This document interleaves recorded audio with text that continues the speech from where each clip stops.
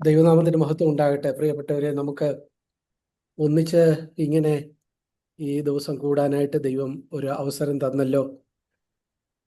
വിവിധ സ്ഥലങ്ങളിൽ നമ്മളായിരിക്കുമ്പോൾ തന്നെ ഈ പ്ലാറ്റ്ഫോമിൽ ഒന്നിച്ച് ദൈവത്തെ സ്തുതിപ്പാൻ ദൈവം ഒരുക്കിയ ഈ ക്രമീകരണത്തിനായിട്ട് ഞാൻ ദൈവഭാഗം നന്ദിയുള്ളവനായിരിക്കുന്നു. ഈ അവസരം എനിക്ക് തന്ന പ്രിയപ്പെട്ടവരോടുള്ള കടപ്പാടും നന്ദിയും തുടക്കത്തിൽ തന്നെ ഞാൻ അറിയിക്കുന്നു.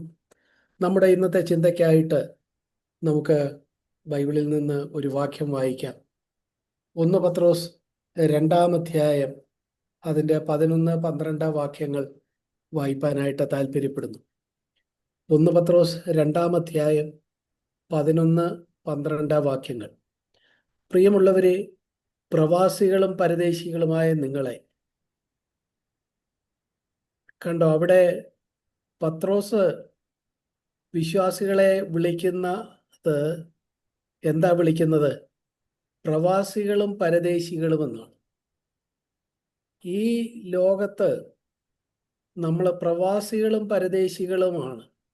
ഈ പ്രയോഗം ബൈബിളിൽ പലയിടത്തും നമുക്ക് കാണാനായിട്ട് കഴിയും. പത്രോസ് ഇവിടെ താന് പ്രിയമുള്ളവരെ എന്ന് പറഞ്ഞിട്ട് അവരോട് പറയുകയാണ്, നിങ്ങൾ അല്ലെങ്കിൽ നമ്മൾ പ്രവാസികളും പരദേശികളുമാണ് എന്ന് പറഞ്ഞുകൊണ്ടാണ് തുടങ്ങുന്നത്. ഈ പ്രവാസികൾ പരദേശികൾ എന്ന് പറയുമ്പോൾ എന്താ അതിൻ്റെ ഒരു അർത്ഥം? അർത്ഥമെന്ന് വെച്ചാൽ ഈ ലോകത്തിലെ പൗരന്മാരല്ല നമ്മൾ. ഇവിടെ നമ്മൾ പ്രവാസികളാണ് അല്ലെങ്കിൽ പരദേശികളാണ്. മറ്റ് സ്ഥലങ്ങളിൽ നിന്ന് ഇവിടെ വന്ന് താമസിക്കുന്ന ആളുകളാണ്. അവർക്ക് ഈ നാട്ടിൽ അവിടുത്തെ പൗരന്മാർക്കുള്ള അവകാശങ്ങൾ പലതും ഉണ്ടായിരിക്കുകയില്ല. അവർക്ക് ആ നാട്ടുകാർക്ക് ലഭിക്കുന്ന പല അംഗീകാരങ്ങളും അവർക്ക് ലഭിക്കുകയില്ല. കാരണം അവർ പ്രവാസികളും പരദേശികളുമാണ്. കേരളക്കരയിലൊക്കെ ഇപ്പോഴും, പ്രത്യേകിച്ചും നോർത്ത് ഇന്ത്യയിൽ നിന്നുമൊക്കെ ബംഗാളിൽ നിന്നുമൊക്കെ പലരും ജോലിക്കൊക്കെ ആയിട്ട് ഇവിടെ വന്ന് താമസിക്കുമ്പോൾ മലയാളികളായ ആളുകളിൽ നിന്ന് അവരെ കണ്ടാൽ, അവരുടെ പെരുമാറ്റം കണ്ടാലൊക്കെ നമുക്ക് തിരിച്ചറിയാൻ കഴിയും മറ്റ് നാട്ടുകാരാണ്, ഈ നാട്ടുകാരല്ല. അതുകൊണ്ട് തന്നെ അവരുടെ പെരുമാറ്റത്തിലും അവരുടെ ഇടപാടുകളിലും ഒക്കെ തങ്ങളെ പ്രവാസികളാണ്, പരദേശികളാണ് എന്നൊരു സന്ദേശം അവർ വാക്കും ഭാഷണവും കൂടാതെ തന്നെ മറ്റുള്ളവർക്ക് കൊടുക്കുന്നത് നമുക്ക് കാണാനായിട്ട് കഴിയും. പ്രിയപ്പെട്ടവരെ, ഇവിടെ പത്രോസ് നമ്മളോട് പറയുന്നു, നമ്മളെന്താണ്? നമ്മൾ ഈ ലോകത്ത് പ്രവാസികളും പരദേശികളുമാണ്. നമ്മൾ ഈ നാട്ടുകാരല്ല. പലപ്പോഴും അങ്ങനെ പറയാറുണ്ട്, ഞാൻ ഈ നാട്ടുകാരനല്ല എന്ന് പറയാറുണ്ട്. എന്ന് പറഞ്ഞതുപോലെ നമ്മളിവിടെ 70-80 വർഷം ജീവിക്കാനായിട്ട് നമ്മളിവിടെ വന്നിരിക്കുന്നു. പക്ഷേ ഈ ലോകത്തിന് ആ ലോകത്തിൻ്റെതായ ഒരു മൂല്യബോധമുണ്ട്. ആ മൂല്യബോധമല്ല നമ്മൾ കൈയാളുന്നത്. നമ്മൾ കൈയാളുന്നത് എന്താ? ദൈവത്തിൻ്റെ, സ്വർഗത്തിൻ്റെ ആ ഒരു മൂല്യബോധമാണ് നമ്മളെ നയിക്കുന്നത്. അതുപോലെ ഈ ലോകത്തിന് അതിൻ്റെതായ മത്സരങ്ങളുണ്ട്. 2 പേർ കൂടുമ്പോൾ അവരിൽ ആരാണ് വലിയവൻ എന്നുള്ള ആ ഓട്ടക്കളത്തിലെ മത്സരം പോലെയുള്ള തങ്ങളെ തന്നെ വലിയവനായി കാണിക്കാനുള്ള ആ ശ്രമങ്ങളൊക്കെ ഉണ്ട്. പക്ഷെ ഒരു പരദേശിയെ സംബന്ധിച്ചിടത്തോളം, ഒരു പ്രവാസിയെ സംബന്ധിച്ചിടത്തോളം അവൻ ആ മത്സരത്തിൽ ഭാഗവാക്കല്ല. അവനവിടെ ഒരു ജോലിയുടെ ഭാഗമായിട്ടോ അല്ലെങ്കിൽ മറ്റേതെങ്കിലും ഒരു കാര്യത്തോടുള്ള ബന്ധത്തിലോ കുറച്ച് നാൾ വന്നു താമസിക്കുന്നു എന്നേ ഉള്ളൂ. അവിടുത്തെ ആ മൂല്യങ്ങളോട്, അവിടുത്തെ രീതികളോട് അവന് ബന്ധമില്ല. ഇതാണ് ഒരു പ്രവാസിയുടെയും പരദേശിയുടെയും പ്രത്യേകത. പ്രിയപ്പെട്ടവരെ, പത്രോസ് നമ്മളെക്കുറിച്ചും വിശ്വാസ ലോകത്തെക്കുറിച്ചും പറയുന്നു, നിങ്ങളെന്താണ്? നമ്മളെന്താണ്? നമ്മൾ പ്രവാസികളും പരദേശികളുമാണ്. ഇവിടെ പത്രോസ് പറയുന്നത് 2-11-12 വാക്യങ്ങളിൽ, പ്രിയമുള്ളവരെ, പ്രവാസികളും പരദേശികളുമായ നിങ്ങളെ ആത്മാവിനോട് പോരാടുന്ന ജഡമോഹങ്ങളെ വിട്ടകന്ന് ജാതികൾ നിങ്ങളെ ദുഷ്പ്രവർത്തിക്കാർ എന്ന് ദുഷിക്കും തോറും നിങ്ങളുടെ നല്ല പ്രവൃത്തികളെ കണ്ടറിഞ്ഞിട്ട് സന്ദർശന ദിവസത്തിൽ ദൈവത്തെ മഹത്വപ്പെടുത്തേണ്ടതിന് അവരുടെ ഇടയിൽ നിങ്ങളുടെ നടപ്പ് നന്നായിരിക്കണം എന്ന് ഞാൻ പ്രബോധിപ്പിക്കുന്നു. പത്രോസിന്റെ ഈ പ്രബോധനം അതിൻ്റെ ആന്തരിക അർത്ഥത്തിൽ നമുക്ക് വളരെ വേഗത്തിൽ ഒരു വാചകത്തിൽ ഇങ്ങനെ പറയാം: നമ്മൾ ഇവിടെ ഈ ലോകത്ത് പ്രവാസികളും പരദേശികളും ആയതുകൊണ്ട്, ഈ ലോകത്തിന്റെ ഭാഗമല്ലാത്തവരായതുകൊണ്ട് എന്തു ചെയ്യും? ഈ ലോകത്തിലെ ജാതികൾ നമ്മളെ ദുഷിക്കും, അവർ നമ്മളെ ഒറ്റപ്പെടുത്തും, നമ്മളെ മാറ്റി നിർത്തും. പക്ഷേ അങ്ങനെയാണെങ്കിലും നമ്മൾ അതിനോട് ആ നിലയിൽ പകരം ചെയ്യാതെ, പ്രതികാരം കാണിക്കാതെ, അവരോട് ആ നിലയിൽ നമ്മൾ വിഷമം വിചാരിക്കാതെ നമ്മൾ എന്താ വേണം? അവരുടെ ഇടയിൽ നിങ്ങളുടെ നടപ്പ് നന്നായിരിക്കണം. ഇതാണ് പത്രോസ് പ്രബോധിപ്പിക്കുന്നത്.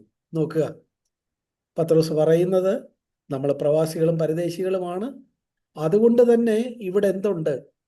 ഇവിടെ നമ്മൾ എങ്ങനെ ജീവിച്ചാലും ഈ ലോകക്കാരെ, ഈ ലോകത്തിൻ്റെ ആളുകൾ നമ്മളെ ദുഷിക്കും. പക്ഷേ അവരെങ്ങനെ നമ്മളെ ദുഷിക്കും തോറും നമ്മുടെ നല്ല പ്രവൃത്തികളെ കണ്ടറിയത്തക്കവണ്ണം നമ്മളുടെ നടപ്പ് അവരുടെ പെരുമാറ്റത്തിനുള്ള ഒരു നേരിട്ടുള്ള അതേപോലുള്ള ഒരു പ്രതികരണമാകാതെ നമ്മുടെ നടപ്പ് എന്തായിരിക്കണം? നന്നായിരിക്കണം. ഇതാണ് പത്രോസ് പറയുന്നത്, പ്രബോധിപ്പിക്കുന്നത്. പ്രിയപ്പെട്ടവരെ, നമ്മുടെ ജീവിതത്തിൽ നമുക്കിത് ഗൗരവമായിട്ട് എടുക്കാം.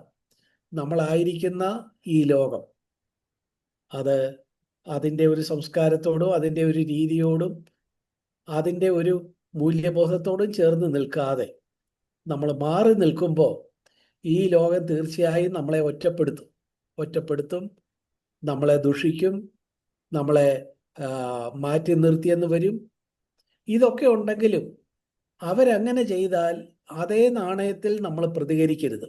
മറിച്ച് എന്ത് വേണം? നമ്മുടെ നടപ്പ് അവരുടെ ഇടയിൽ നന്നായിരിക്കണം. ഇതാണ് പത്രോസ് ഇവിടെ 2 വാക്യത്തിൽ പറയുന്നത്. പ്രിയമുള്ളവരെ, നമ്മൾ ഇങ്ങനെ ഈ ലോകത്ത് നിന്ന്, അവരുടെ മൂല്യങ്ങളിൽ നിന്ന്, അവരുടെ മത്സരങ്ങളിൽ നിന്ന്, അവരുടെ പെരുമാറ്റങ്ങളിൽ നിന്നൊക്കെ ഒരു അകലം പാലിക്കുമ്പോൾ അത് അവരെങ്ങനെയാ കാണുന്നത്? നമ്മൾ അപ്പോസ്തലപ്രവൃത്തി 17-ാം അധ്യായത്തിൽ ഒരു സംഭവം വായിക്കുന്നുണ്ട്. അപ്പോസ്തലപ്രവൃത്തി 17-ാം അധ്യായം അതിൻ്റെ 6-ാമത്തെ വാക്യം നോക്കുക. 6-ാമത്തെ വാക്യത്തിൽ അതിൻ്റെ തുടക്കം മുതൽ 17-ന്റെ ആദ്യം മുതൽ തന്നെ നമ്മൾ വായിക്കുമ്പോൾ അതിൻ്റെ പശ്ചാത്തലം നോക്കിയാൽ പൗലോസും ശീലാസും തെസ്സലോനിക്കയിലെത്തി. അവരെന്ത് ചെയ്തു?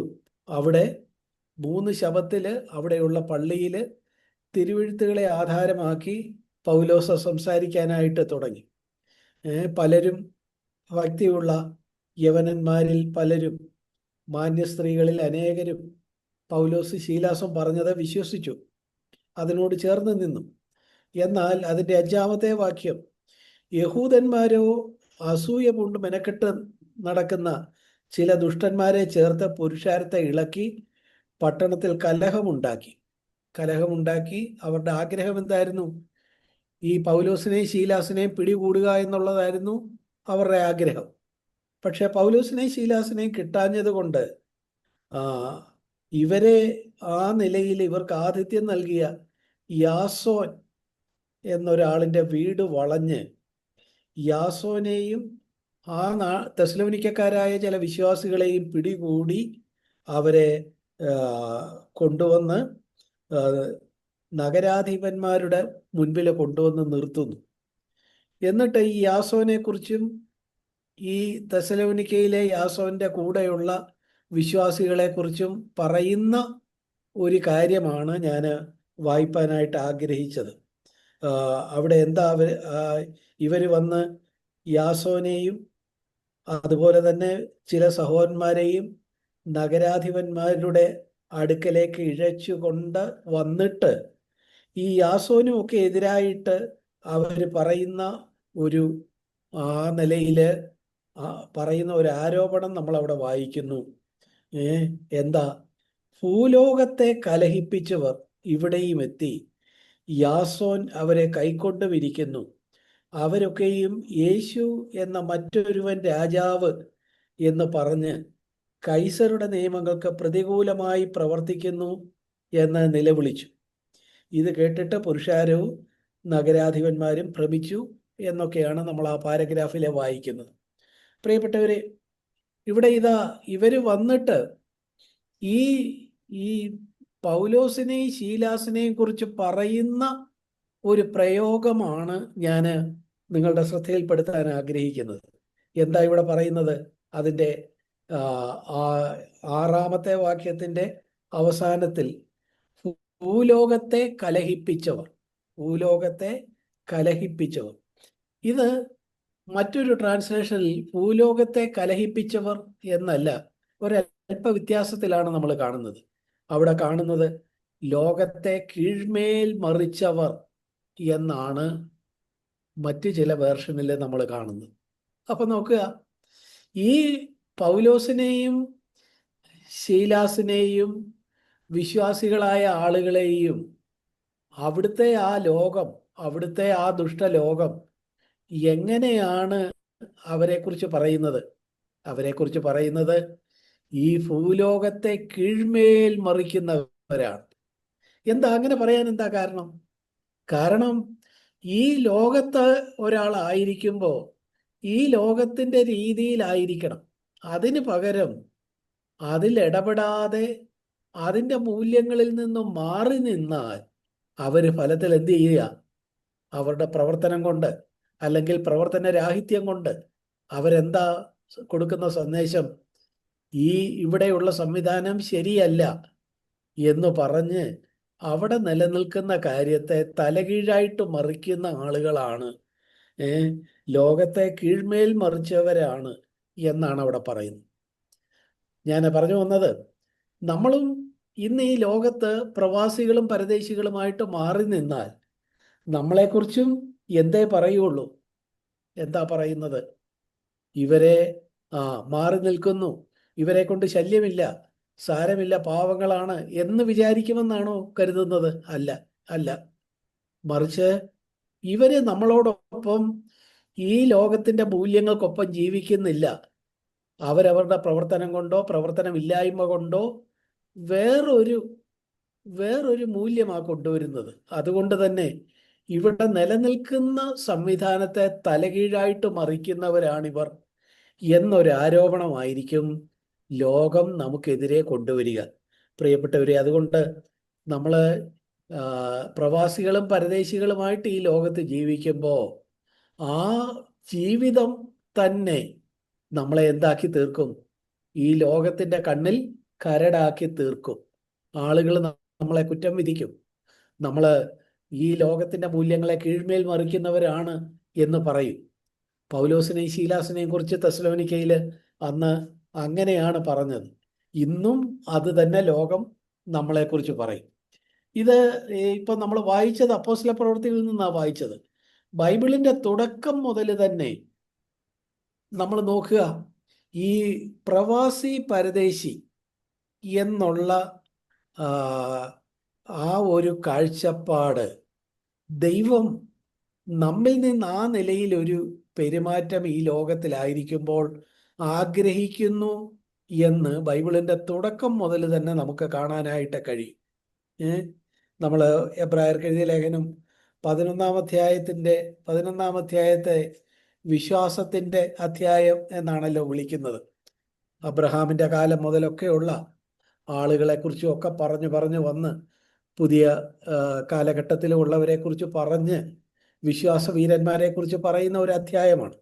അവിടെ നോക്കുക, അവിടെ ഈ ആദ്യം മുതലുള്ള വിശ്വാസികളെക്കുറിച്ച് പറയുമ്പോഴെല്ലാം ഓരോ ആളുകളെക്കുറിച്ച് പറയുമ്പോൾ അത് അബ്രഹാമിനെ കുറിച്ചാകട്ടെ, അല്ലെങ്കിൽ മോശയെക്കുറിച്ചാകട്ടെ, അല്ലെങ്കിൽ അന്ന് ജീവിച്ചിരുന്ന 1-ാം നൂറ്റാണ്ടിൽ ജീവിച്ചിരുന്ന വിശ്വാസികളായ ചിലരാകട്ടെ, അവരുടെ ഒക്കെ ഒരു പ്രത്യേകതയായിട്ട് നമ്മൾ ആ 11-ാം അധ്യായത്തിൽ കാണുന്നത് അവരൊക്കെയും അന്യരായിരുന്നു. അവർ ജീവിച്ചിടത്ത് അന്യരായിരുന്നു പരദേശികളായിരുന്നു, അല്ലെങ്കിൽ പ്രവാസികളും ആ നിലയിൽ ആ നാട്ടുകാരല്ലാത്തവരുമായിരുന്നു എന്നാണ് അവരെക്കുറിച്ചൊക്കെ നമ്മൾ വായിക്കുന്നത്.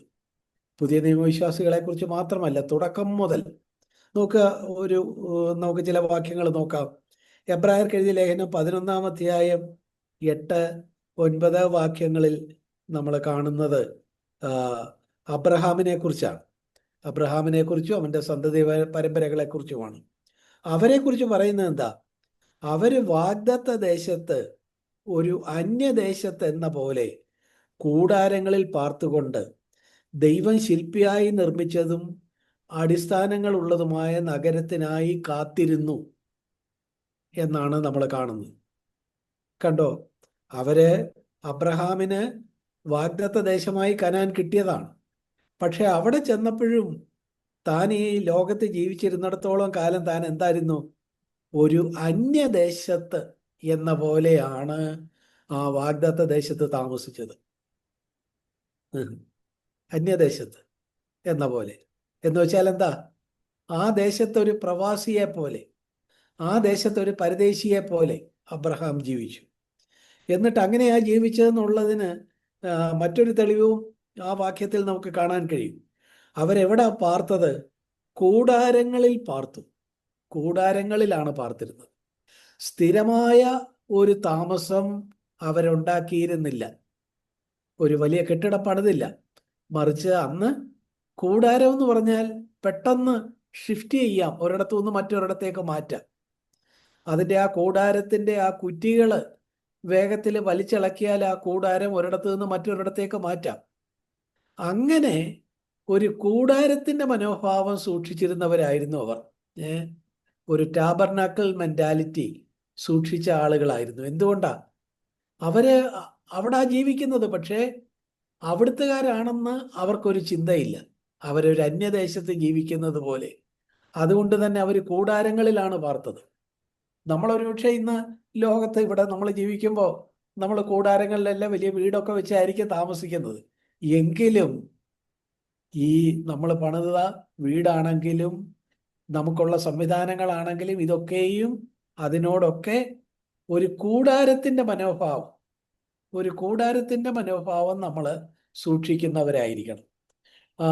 11-ന്റെ 8-9 വാക്യങ്ങളിലേക്ക് വരുമ്പോൾ, 1, അവര് അന്യദേശത്ത് എന്ന പോലെ പാർത്തു.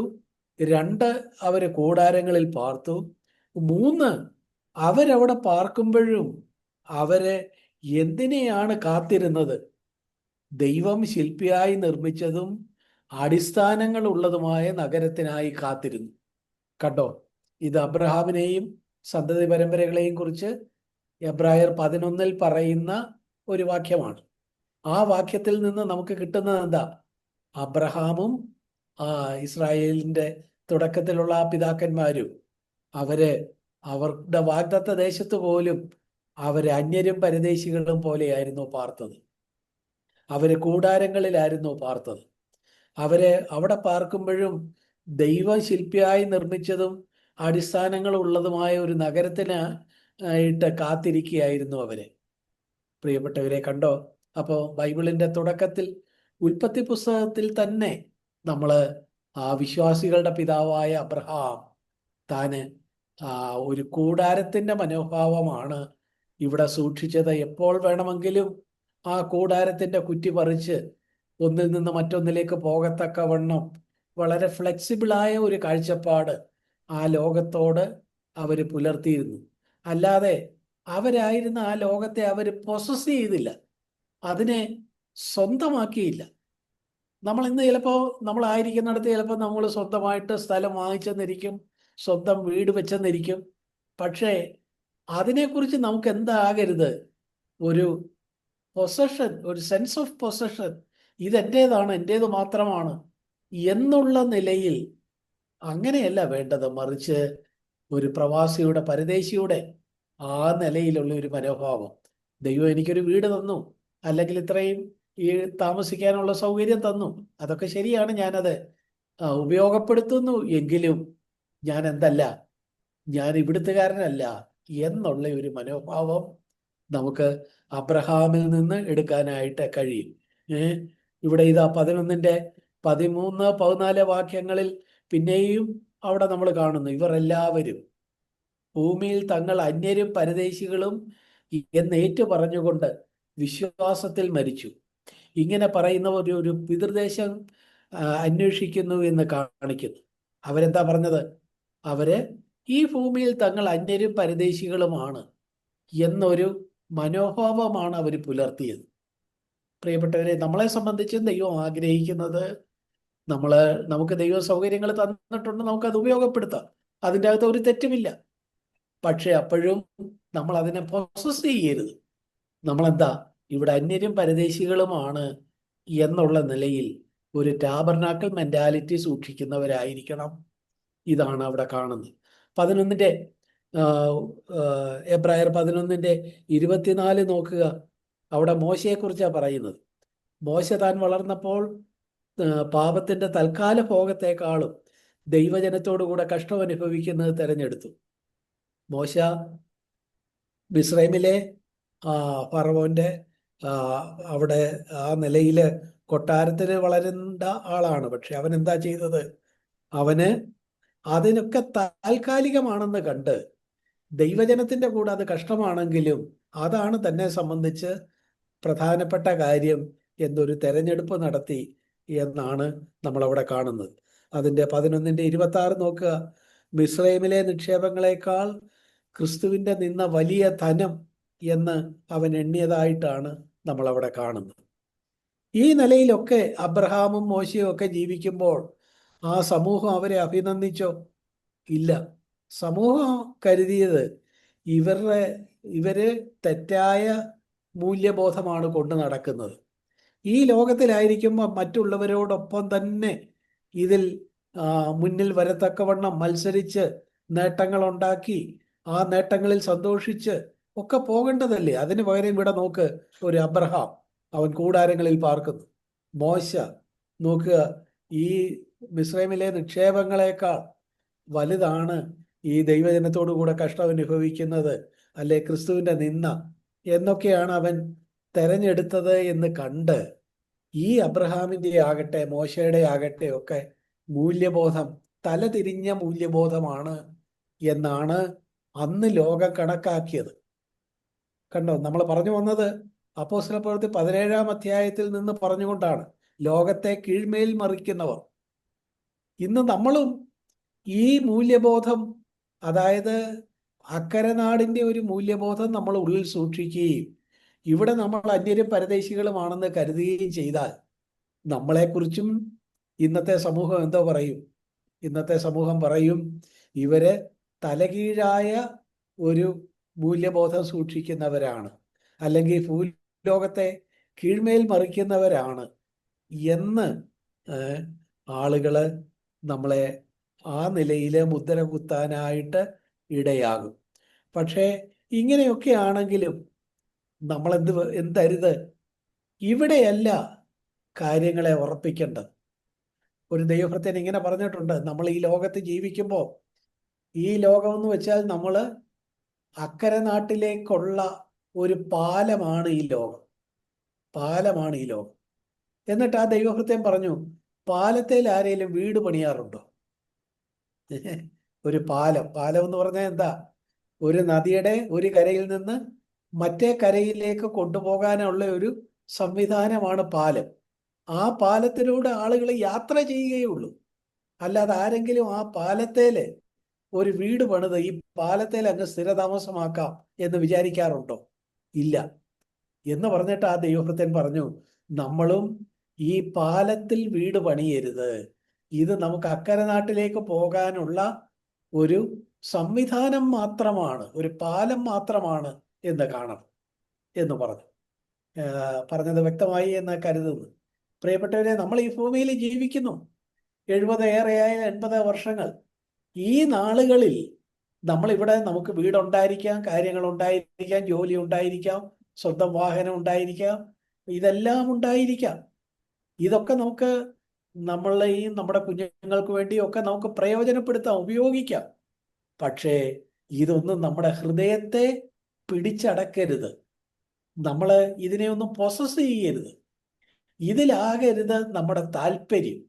മറിച്ച് ഇതൊക്കെ ഉപയോഗിക്കുമ്പോഴും ഞാൻ ഈ നാട്ടുകാരനല്ല, ഞാൻ ഇവിടെ പ്രവാസിയാണ്, ഞാൻ പരദേശിയാണ് എന്നൊരു മനോഭാവമായിരിക്കണം നമുക്കുണ്ടായിരിക്കേണ്ടത്. നമ്മൾ എബ്രായ ലേഖനം 11-ാം അധ്യായത്തിന്റെ 28-ാമത്തെ വാക്യത്തിലേക്ക് വരുമ്പോൾ അവിടെ കാണുന്നു, ലോകം അവർക്ക് യോഗ്യമായിരുന്നില്ല. ആ വിശ്വാസികൾക്ക് എന്തല്ലായിരുന്നു? പഴയ നിയമഭക്തന്മാർക്കും പുതിയ നിയമഭക്തന്മാർക്കും ദൈവം വിളിച്ച അവർക്ക് ഈ ലോകം അവർക്ക് യോഗ്യമായിരുന്നില്ല. നമുക്കോ? നമ്മൾ ഈ ലോകത്ത് തന്നെ അങ്ങ് തൃപ്തിപ്പെട്ട് ഇത് യോഗ്യമായിട്ട് അങ്ങനെ എടുക്കുകയാണോ? അങ്ങനെ എടുക്കരുത്. ഇതൊരു പാലം മാത്രമാണ്. പാലത്തെ വീട് പണിയരുത്. ഹല്ലേലൂയ. പ്രിയപ്പെട്ടവരെ, നമ്മൾ പ്രവാസികളാണ്, നമ്മൾ ഈ നാട്ടുകാരല്ല എന്നുള്ള കാര്യം നമ്മൾ ഉൾക്കൊള്ളണം. നമ്മൾ ഈ കാര്യങ്ങൾ നമുക്കറിയാമെങ്കിലും കാലം മുന്നോട്ട് പോകുമ്പോൾ, പ്രത്യേകിച്ച് ചെറുപ്പക്കാരും യുവാക്കളും ഒക്കെയായ ആളുകൾ, അവരൊക്കെ ഈ സമൂഹം വലിയ നിലയിലുള്ള അംഗീകാരവും പല നിലയിലുള്ള അവരെ ചേർത്ത് പിടിക്കുകയും ഒക്കെ ഇന്നത്തെ സമൂഹം ചെയ്യാറുണ്ട്. അങ്ങനൊക്കെ ആണെങ്കിലും ചെറുപ്പക്കാരായ നമ്മുടെ കുഞ്ഞുങ്ങളും ഒക്കെ എന്ത് വിചാരിക്കണം? അവരൊക്കെ നമ്മളെ ഈ ലോകത്തിന്റെ ഭാഗമായിട്ട് കാണുകയും ഈ ലോകത്തിന്റെ ഭാഗമാക്കി നമ്മളെ തളച്ചിടാനും ഇവിടെ തന്നെ ഈ ലോകത്തിന്റെ മൂല്യബോധത്തിൽ പെട്ട് ജീവിപ്പാനും ആ നിലയിൽ ജോലിയിലും തൊഴിലിലും ഒക്കെ മെച്ചപ്പെട്ട പ്രൊമോഷൻ കിട്ടാൻ വേണ്ടി അന്യോന്യമുള്ള മത്സരവും കുതികാൽ വെട്ടലും ഒക്കെ ആയിട്ടുള്ള ആ ഒരു ഓട്ടത്തിൽ നമ്മൾ എന്താകരുത്? നമ്മൾ അതിൻ്റെ ഭാഗമാകരുത്. മറിച്ച് നമ്മൾ മാറി നിൽക്കണം. ലോകം അവർക്ക് യോഗ്യമായിരുന്നില്ല. മോശ മിസ്രൈമിലെ നിക്ഷേപങ്ങളെക്കാൾ ക്രിസ്തുവിന്റെ നിന്ന വലിയ ധനമെന്നെണ്ണി. അബ്രഹാം താന് കൂടാരങ്ങളിൽ പാർത്തുകൊണ്ട് ഒരു കൂടാരത്തിന്റെ മനോഭാവം സൂക്ഷിച്ചവനായിരുന്നു. അല്ലാതെ അവിടെ താമസിക്കുമ്പോൾ പോലും താന് ദൈവശില്പിയായി നിർമ്മിച്ചതും അടിസ്ഥാനങ്ങളുള്ളതുമായ നഗരത്തിനായി കാത്തിരുന്നു എന്നൊക്കെ നമ്മൾ ഇത് വായിക്കുമ്പോൾ നമ്മുടെ പുതിയ തലമുറയും ഈ ഒരു ബോധ്യത്തിൽ തന്നെ നിൽക്കണം. നിങ്ങൾക്കിവിടെ എന്തെല്ലാം കിട്ടിയാലും എന്തെല്ലാം അംഗീകാരങ്ങൾ ഉണ്ടായാലും ഇതൊരു അന്യനാടാണ്, ഇതെന്റെ നാടല്ല എന്നുള്ള ആ ഒരു ചിന്ത, ആ ഒരു കാഴ്ചപ്പാട്, ആ ഒരു മനോഭാവം അബ്രഹാമിന്, മോശയ്ക്ക് ഒക്കെ ഉണ്ടായിരുന്ന, പഴയ നിയമത്തിലെയും പുതിയ നിയമത്തിലെയും ഭക്തന്മാർക്കൊക്കെ ഉണ്ടായിരുന്ന ആ ഒരു മനോഭാവം നമുക്കുണ്ടായിരിക്കണം എന്നാണ് നമ്മൾ ഇതേവരെ പറഞ്ഞത്. പ്രിയപ്പെട്ടവരെ, കർത്താവായ യേശു ക്രിസ്തു അവിടുന്ന് ഈ ഭൂമിയിൽ വന്നപ്പോൾ പിശാച് യേശുവിനെ പരീക്ഷിക്കാനായിട്ട് വന്നത് നമുക്കറിയാം. അവിടെ വന്നപ്പോൾ അവൻ കൊണ്ടുവന്ന 3 പരീക്ഷകൾ നോക്കുക.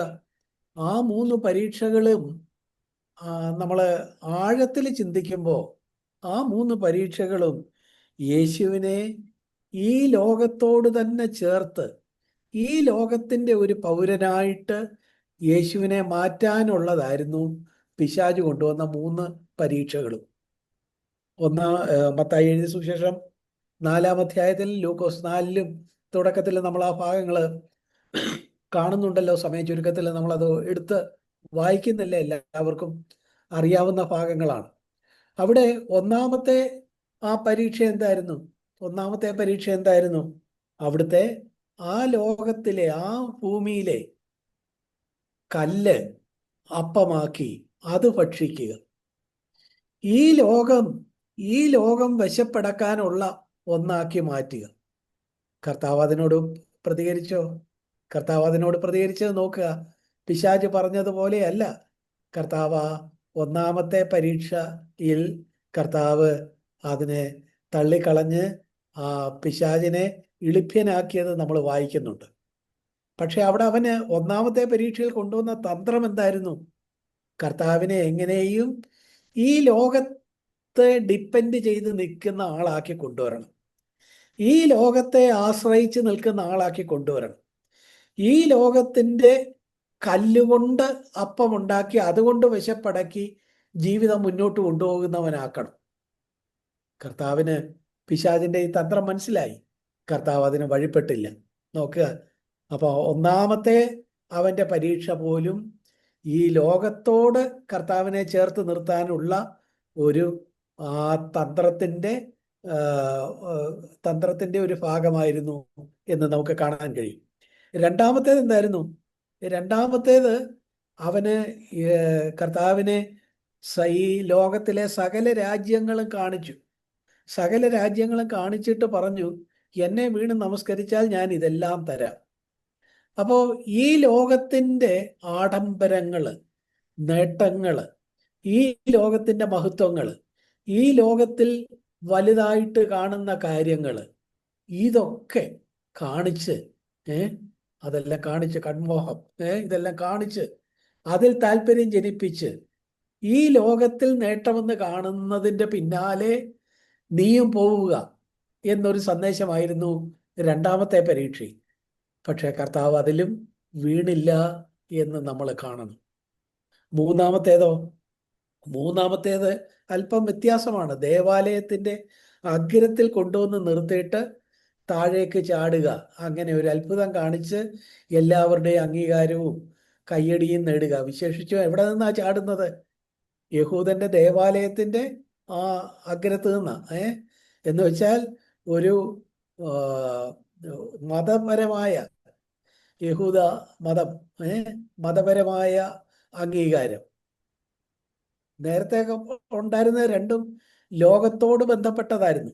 ഈ ലോകത്തിലെ കല്ല് അപ്പമാക്കി മാറ്റുക, ഈ ലോകത്തിലെ സകല രാജ്യങ്ങളും കാണിച്ച് വീണ് നമസ്കരിച്ചാൽ ഇത് തരാമെന്ന് പറയുക. മൂന്നാമത്തേതോ ദേവാലയത്തിൻ്റെ അഗ്രത്ത് നിന്ന് ചാടി അങ്ങനെ ആ നിലയിലുള്ള മതസമൂഹത്തിൻ്റെ ഒരു കയ്യടി, അതിലാണ് നിനക്ക് താല്പര്യമെങ്കിൽ അത് നിനക്ക് തരാം. ഇതായിരുന്നു മൂന്നാമത്തെ പരീക്ഷ.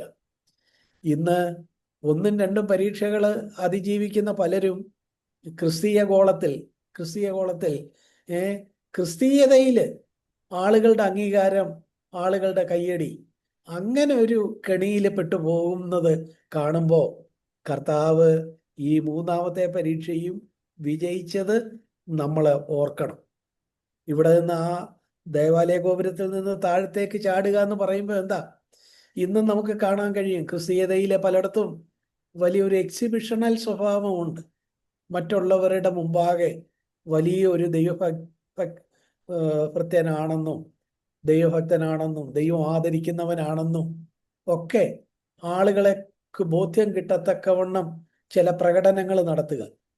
മൂന്നാമത്തെ പരീക്ഷ അതായിരുന്നു. നോക്കുക, ഇന്ന് ചിലരതിൽ വീണു പോകുന്നുണ്ട്. ഈ കൃത്യമായി ലോകവുമായി ബന്ധപ്പെട്ട് നിൽക്കുന്ന കല്ലും അല്ലെങ്കിൽ സകല രാജ്യങ്ങളും അങ്ങനെയുള്ള പരീക്ഷകളെ അതിജീവിക്കുന്ന പലരും പോലും എന്താ മതലോകത്ത് അല്ലെങ്കിൽ ക്രിസ്തീയ ലോകത്ത് അല്ലെങ്കിൽ വേർപെട്ട വിശ്വാസ സമൂഹങ്ങളുടെ ഇടയിൽ തന്നെ അവിടെ ആളുകളുടെ കയ്യടിക്ക് വേണ്ടിയും ആളുകളുടെ അംഗീകാരത്തിന് വേണ്ടിയും ഒക്കെ പ്രകടനാത്മകമായ പല കാര്യങ്ങൾ ചെയ്ത് താനൊരു വലിയ ദൈവഭക്തനാണ് എന്ന് ഒരു ആ നിലയിൽ ആളുകളുടെ മുമ്പിൽ സ്വയം അങ്ങനെ അവതരിപ്പിച്ച് അതിൽ നിന്ന് കിട്ടുന്ന ആളുകളുടെ ബഹുമാനം ആസ്വദിച്ച്, കണ്ടോ, അത് പിശാചു കൊണ്ടുവന്ന മൂന്നാമത്തെ തന്ത്രമാണ്. പ്രിയപ്പെട്ടവരെ, ഈ മൂന്നിടത്തും കർത്താവ് വിജയിക്കാൻ കർത്താവിനെ സഹായിച്ച ആ മനോഭാവം എന്തായിരുന്നു? ഇതൊന്നും എൻ്റേതല്ല, ഈ ലോകത്തിലെ കല്ല് അപ്പമാക്കുന്നത് അല്ലെങ്കിൽ ഈ ലോകത്തെ സകല രാജ്യങ്ങളിലെയും നേട്ടം എനിക്ക് കിട്ടുന്നത് അല്ലെങ്കിൽ ഇവിടുത്തെ മതലോകത്തെ കയ്യടി അതിനായിട്ട് ജീവിക്കുന്നത്, ഈ ലോകത്തിൽ ഞാനൊരു അന്യനും പരദേശിയുമാണ്.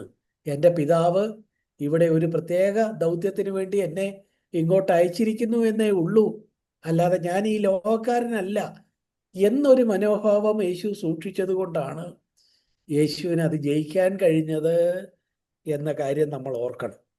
അപ്പോൾ നമ്മൾ ഇത്രയും നേരം പറഞ്ഞു വന്നത് അബ്രഹാം താന് ആ നിലയിൽ ഒരു അന്യനും പരദേശിയും എന്ന് കണ്ടു. മോശ ആ നിലയിൽ കണ്ടു. എബ്രായ ലേഖനം 11-ാം അധ്യായത്തിൽ പറഞ്ഞ വിശ്വാസികൾ പിതാക്കന്മാരൊക്കെയും ആ മനോഭാവം തന്നെ പുലർത്തി. കർത്താവും ആ മനോഭാവം പുലർത്തി പിശാചിന്റെ മേലെ ജയം കൊണ്ടാടി എന്നാണ് നമ്മൾ മത്തായി 4-ലും ലൂക്കോസ് 4-ലും വായിക്കുന്നത്. പ്രിയപ്പെട്ടവരെ, ഇന്ന് നമ്മളെ സംബന്ധിച്ചും കർത്താവിൻ്റെ അടുത്ത് കൊണ്ടുവന്ന അതേ തന്ത്രമൊക്കെ പിശാച് നമ്മുടെ അടുത്തും കൊണ്ടുവരാം. എങ്ങനെയും നമ്മളെ ഈ ലോകത്തിൻ്റെ മൂല്യങ്ങളോട് ചേർത്ത് നിൽക്കുക, ഈ ലോകത്തിൻ്റെ ആളാക്കി നിർത്തുക. അതിനുവേണ്ടി അവൻ പല നിലയിൽ ശ്രമിച്ചെന്നിരിക്കാം. അപ്പോഴൊക്കെ നമ്മൾ എന്ത് പറയണം? ഞാൻ അന്യനും പരദേശിയുമാണ്, പ്രവാസിയാണ്, അന്യനാണ്, ഈ നാട്ടുകാരനല്ല. ഈ ലോകത്തിൻ്റെ മൂല്യങ്ങളോടൊപ്പമല്ല ഞാൻ പോകുന്നത്. ഈ ലോകത്തിൻ്റെ മൂല്യങ്ങളെ കീഴ്മേൽ മറിക്കുന്നവനായിട്ട്, നിത്യതയുടെ കാഴ്ചപ്പാടുള്ളവനായിട്ട്, നിത്യതയുടെ മൂല്യങ്ങളെ മുറുകെ പിടിക്കുന്നവനായിട്ട് ഞാനായിരിക്കും. അല്ലാതെ ഈ ലോകം, അതിൻ്റെ മൂല്യങ്ങൾ എന്നെ സ്വാധീനിക്കുകയില്ല. കർത്താവ് ഈ കാര്യത്തിൽ എനിക്ക് വഴി കാണിച്ചിട്ടുണ്ട് എന്നുള്ള നിലയിൽ നമ്മൾ ഈ കാര്യത്തെ ഗൗരവത്തോടെ എടുത്ത് മുന്നോട്ട് പോകണം എന്നാണ് നമുക്ക് ഈ ഭാഗങ്ങളിൽ നിന്ന് മനസ്സിലാക്കാൻ കഴിയുന്നത്.